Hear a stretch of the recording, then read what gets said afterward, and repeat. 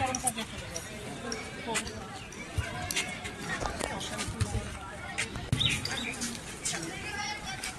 এতদূর যখন হয়ে গেলে একদম চরম পর্যায়ে চলে যাবে।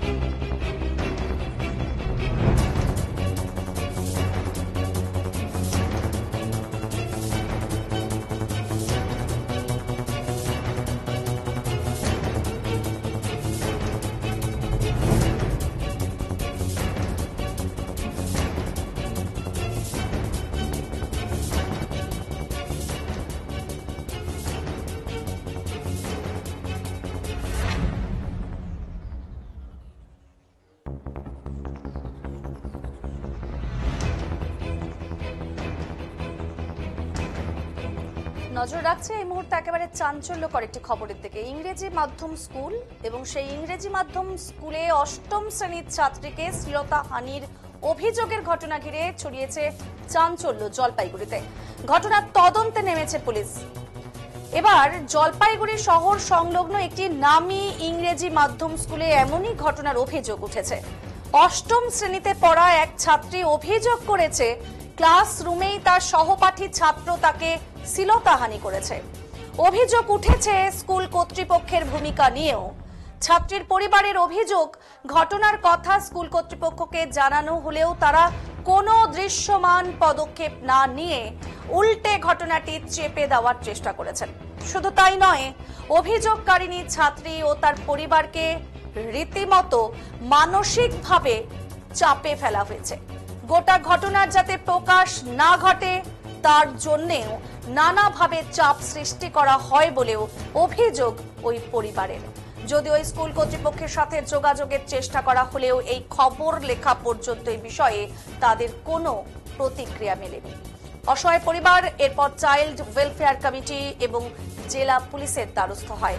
অভিযোগ জানানো হয় জেলা পুলিশ সুপার দপ্তরের এবং জলপাইগুড়ি মহিলা থানাতেও। আবারও জানাবো, এই মুহূর্তে যে খবরের দিকে নজর রাখছি, ইংরেজি মাধ্যম স্কুলে অষ্টম শ্রেণীর ছাত্রীকে শ্লীলতাহানির অভিযোগ উঠেছে।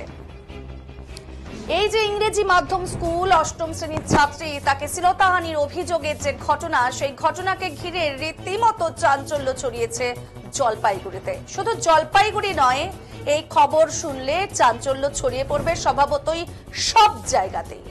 ঘটনার তদন্তে পুলিশ। এবার জলপাইগুড়ি শহর সংলগ্ন একটি নামী ইংরেজি মাধ্যম স্কুলে এমনই ঘটনার অভিযোগ উঠেছে। অষ্টম শ্রেণীতে পড়া এক ছাত্রীর অভিযোগ, ক্লাসরুমে তার সহপাঠী ছাত্র তাকে শ্লীলতাহানি করে। অর্থাৎ অষ্টম শ্রেণী ক্লাসে, অর্থাৎ ক্লাস 8-এ পড়া স্টুডেন্ট দুজনেই, তাদের মধ্যে থেকে এই রকম পরিস্থিতি উঠে এসেছে। কাজেই আমরা কোন সমাজে দাঁড়িয়ে আছি ভাবতেই আমাদের বারবার করে অবাক হতে হয়। ক্লাসরুমেই তার সহপাঠী ছাত্র তাকে শ্লীলতাহানি করেছে, অভিযোগ উঠেছে স্কুল কর্তৃপক্ষের ভূমিকা নিয়েও। ছাত্রীর পরিবারের অভিযোগ, ঘটনার কথা স্কুল কর্তৃপক্ষকে জানানো হলেও তারা কোনো পদক্ষেপ না নিয়ে উল্টে ঘটনাটি চেপে দেওয়ার চেষ্টা করেছেন। শুধু তাই নয়, অভিযোগকারিণী ছাত্রী ও তার পরিবারকে মানসিকভাবে চাপে ফেলা হয়েছে গোটা ঘটনার যাতে প্রকাশ্য না ঘটে, তার জন্য নানাভাবে চাপ সৃষ্টি করা হয় বলেও অভিযোগ ওই পরিবারের। যদিও স্কুল কর্তৃপক্ষের সাথে যোগাযোগের চেষ্টা করা হলেও এই খবর লেখা পর্যন্ত এই বিষয়ে কিন্তু তাদের কোনো প্রতিক্রিয়া মেলেনি। অসহায় সেই পরিবার। এরপর চাইল্ড ওয়েলফেয়ার কমিটি এবং জেলা পুলিশের দ্বারস্থ হয়েছে। অভিযোগ জানানো হয়েছে জেলা পুলিশ সুপারের দপ্তরে এবং জলপাইগুড়ি মহিলা থানাতেও। ইতিমধ্যেই পুলিশ ঘটনার তদন্ত শুরু করেছে। ছাত্রীর পরিবার জানিয়েছে তারা শুধু নিজেদের মেয়ের জন্য নয়, অন্যান্য ছাত্রীদের নিরাপত্তার কথা ভেবেও এই পদক্ষেপ নিয়েছে। তাদের স্পষ্ট বক্তব্য, স্কুলের মতো শিক্ষা প্রতিষ্ঠানে কোনো মেয়ের সঙ্গে এমন ঘটনা যেন আর না ঘটে, তার জন্য প্রশাসনের কড়া পদক্ষেপ চাইছেন তারা। একই সঙ্গে তাদের মেয়ের যাতে সুবিচার হয় সেটাও নিশ্চিত করতে হবে। এখন ওই পরিবার চেয়ে রয়েছে প্রশাসন ও শিশু সুরক্ষা দপ্তর যৌথভাবে ঠিক কতটা দ্রুত ও কার্যকর পদক্ষেপ গ্রহণ করে। কি জানিয়েছেন এ বিষয়ে অভিযোগকারীর মা, শোনাবো।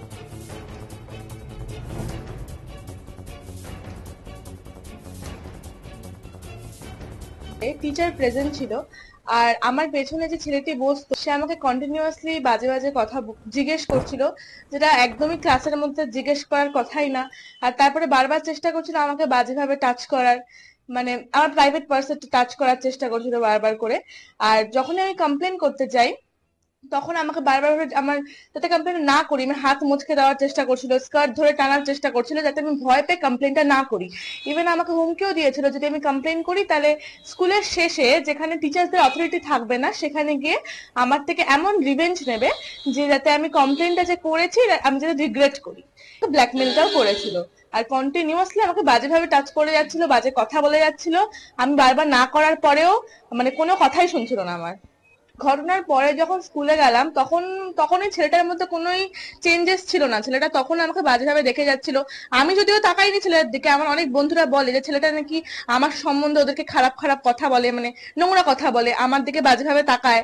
আর সমস্ত টিচার আমি দেখেছি, সমস্ত টিচাররা কোন রকমই মানে কোনো সাবধানতা ছিল না ওদের মধ্যে। ইভেন কয়েকজন টিচারও ছিল যারা ওই ছেলেটার পাশে আমাকে দ্বিতীয়বার আবার বসানোরও চেষ্টা করেছিল।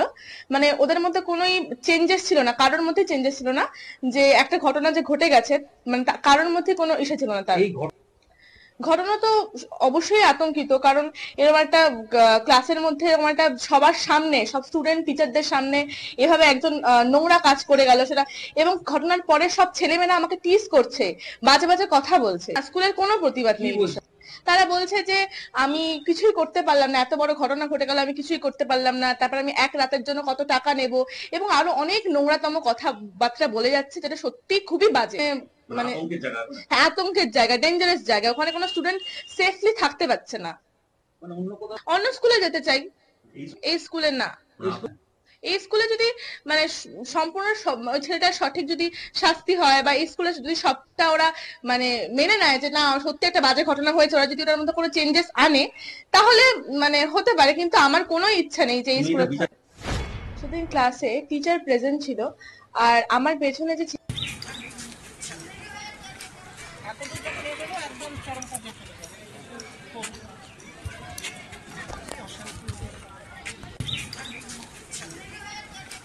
এতদূর যখন এগোলো একদম চরম পর্যায়ে চলে যাবে।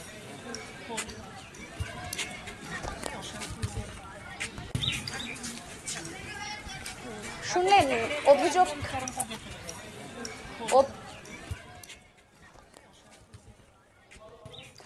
শুনলেন অভিযোগকারী ছাত্রী, তিনি নিজে মুখে জানালেন, এরকমও কথাও বলল এই ছাত্রী, যা সত্যি অকপটে বলতে হচ্ছে এই মুহূর্তে, কিন্তু সেটা প্রকাশ্যে বলাও যে কতটা দুষ্কর ব্যাপার সেই অভিযোগকারিনী ছাত্রী কিন্তু বলল নিজে মুখে। কি জানিয়েছে অভিযোগকারিনী মা, শুনুন। এই শহরে একটি বেসরকারি একটা ইংলিশ মিডিয়াম স্কুলে পড়ে। সোমবার 23 তারিখ আমার মেয়ে স্কুলে যায়।